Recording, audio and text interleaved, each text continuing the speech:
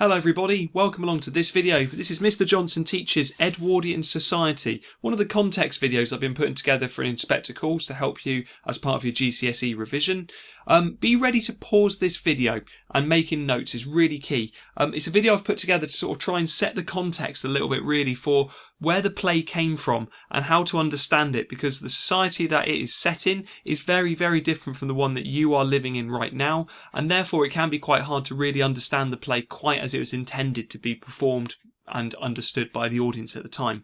So hopefully this video will help, I should say. You will need to be ready to pause this video though, so make sure you've got pen and paper ready, please. That's going to be really important. And just a reminder that this is part of your GCSE English Literature. It's part of paper 2, section A, and it's the second paper that you sit for your lit, and with it you get given a choice of 2 questions and will be required to answer 1. So let's get moving then and move in. And just a quick reminder that this sort of falls under the bracket of AO3, that's Assessment Objective 3, Context. What it requires you to do is you are given credit and given marks therefore for showing understanding of where the play came from, what helped to create it, so like the society that helped to create it, how the world wars would have influenced it, all of those sorts of things really. But as the second bullet point makes clear, make sure that any context you include is linked to the play and to the exam question. This isn't an example where you will get given any marks for just dropping facts in. This information that you have needs to be linked somehow to the play or to the question, or both. So, what is the Edwardian era then? So, it's the period, as you can see there, between 1901 and 1914, named after King Edward VII. It followed the Victorian era, which was named for his mother, Queen Victoria. He came to the throne when she died and ruled for the period of time you can see there. I'm not going to read the quote there, but it was certainly the quote, the second bullet point, which you could pause, describes it quite well. It was also a time before World War I and then the era after World War I, which was the interwar years. Society was beginning to change at this point. There was a bit of a shift of power, so that it wasn't just a small elite who looked after the country and then everybody else had no say. There were changes happening in the society, however, not to the same extent that you would see that it looks anything like today's society. And I put the bullet point at the bottom there, calling it polite society, and we'll see what I mean a little bit more about that in a minute. But it certainly is a society which has got real division in class, and we'll look at that again in a moment as well. So it could certainly be described as the time of contrast. Look at the 2 pictures that you see on the screen there, and there's a real difference in the people in those pictures. Difference in the amount of money they earn, the amount of property that they own. The people on the right, in fact, almost certainly don't own property but are renting their property.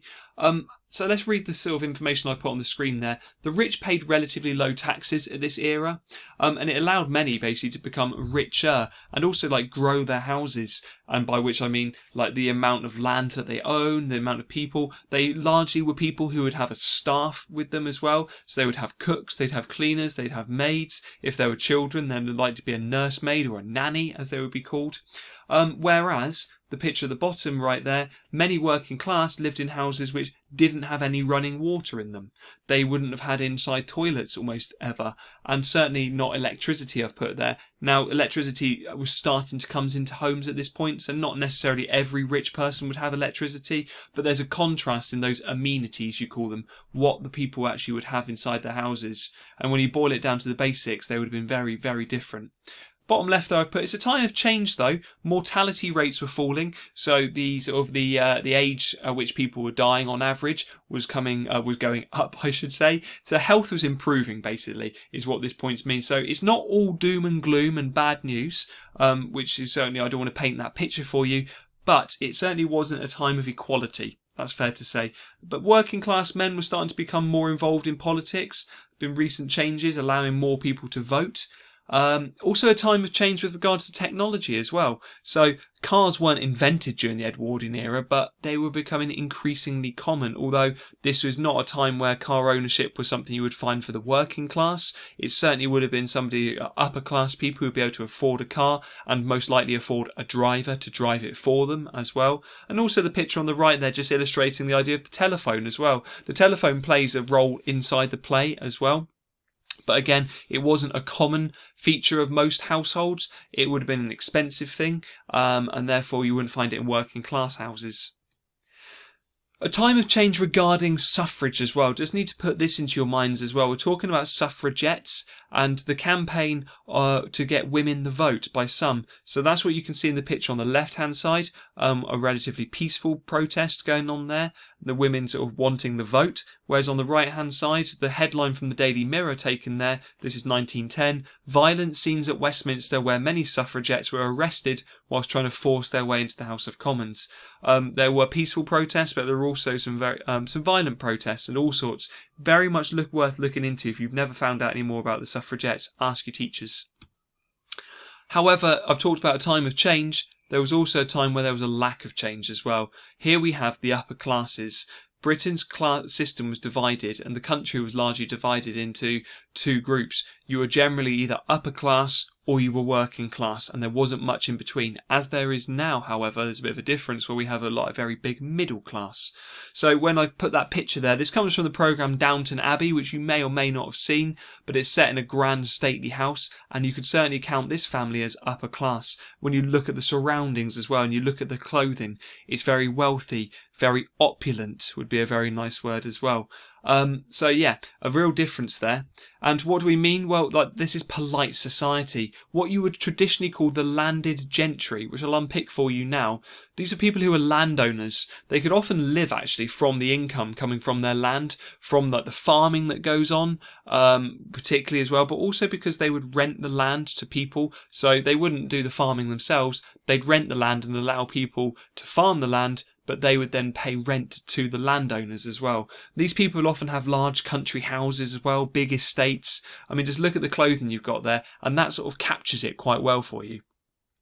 This was a time the upper classes were talking about money and wealth. Again, a screenshot taken from Downton Abbey there.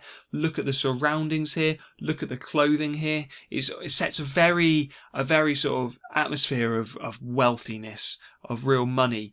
And entitlement as well. And also this is again Downton Abbey, but etiquette and manners. So when we talk about polite society, the people, upper classes, behaved in a certain way. They felt that to sort of maintain this, they needed to behave in a certain way. So you have these very formal dinner parties like you can see here, which required huge numbers of rules.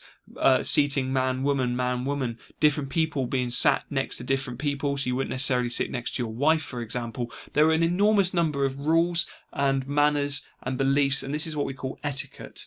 And it's something we can see continued into an inspector calls. This screenshot being taken from the BBC version, which was roughly 2015.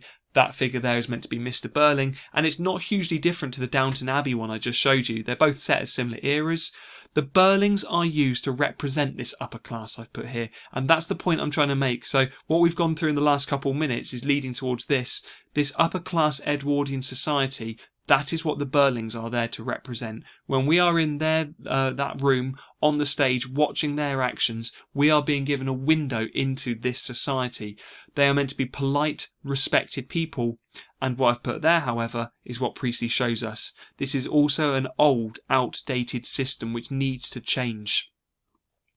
So Priestley's views then, now this isn't exactly, he never wrote this down directly, I've put this together here, but Priestley is showing us that society needs to change. The society of the Burlings and this landed gentry we've talked about already, it needs to change because it's outdated, it doesn't work anymore. Families like the Burlings, I've put there, feel entitled to their superiority. They feel like they've earned the right just because of who they've been born to and where they live and who they are. They feel that that is something that they just naturally should have. And they support, as I've said there, their superiority, but they do not take responsibility for their actions and the effect they have on others. And we see that through the play. This upper class wealthy family who just don't take responsibility for the things they do to other people, and therefore they're shown that there will be consequences for those actions. And that's what I wanted to show you here with these images, again taken from the BBC version of An Inspector Calls. In the middle there you've got Mr. Burling. On the left hand side, although she never appears in the play that you study, the BBC version had an Eva Smith, and that girl on the left there is Eva Smith, and the one on the right there, she's representing Edna the maid.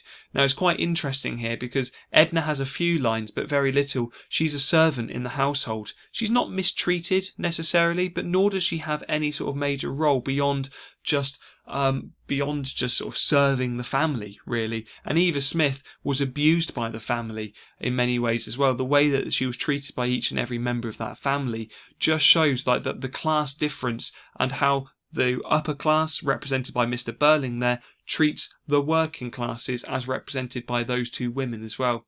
Although it's quite interesting that Edna's role is to lead the inspector into the house as well, so almost like she is allowed to make the change, which is just quite a nice symbolic thing.